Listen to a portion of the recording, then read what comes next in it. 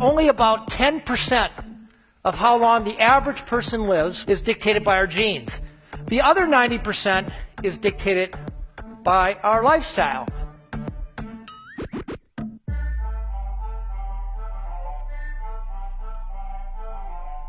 We're leaving about 12 good years on the table.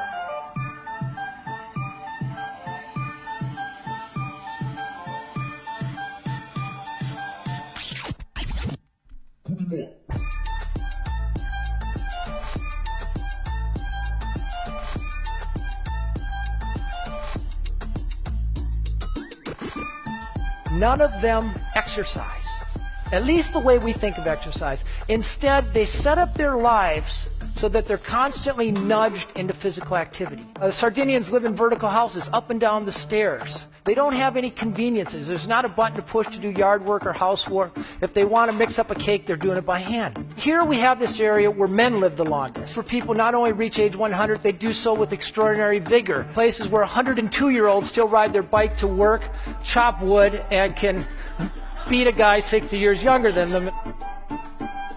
They have vocabulary for sense of purpose. Instead, there's one word that imbues your entire life, and that word is ikigai. And roughly translated, it means the reason for which you wake up in the morning. For this 100-year-old fisherman, it was continuing to catch fish for his family 3 times a week. For this 102-year-old woman, her ikigai was simply her great granddaughter. And I asked her what it felt like to hold a great granddaughter, and she put her head back and she said, "It feels like leaping into heaven." Each of these cultures take time to downshift. The Sardinians pray, the Seventh-day Adventists pray, the Okinawans have this ancestor veneration. When you're in a hurry or stressed out, that triggers something called the inflammatory response, which is associated with everything from Alzheimer's disease to cardiovascular disease. The greatest sort of diet suggestion ever invented is known as the Hara Hachi Bu diet.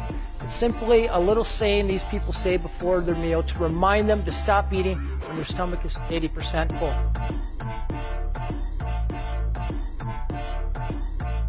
They have all kinds of little strategies to keep from overeating. They eat off of smaller plates. They tend to eat fewer calories at every sitting. A plant-based diet full of vegetables with lots of color in them, and they eat about 8 times as much tofu as Americans do.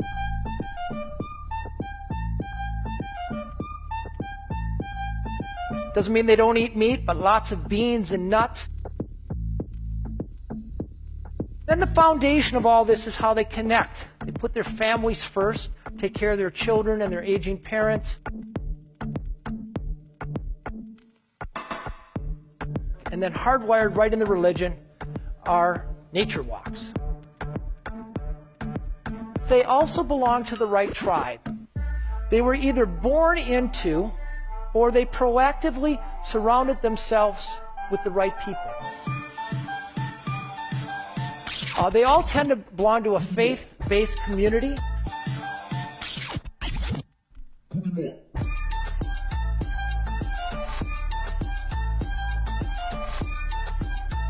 The Seventh-day Adventists celebrate their Sabbath from sunset on Friday till sunset on Saturday, a 24-hour sanctuary in time, they call it. These people drink a little bit every day, not a hard sell to the American population.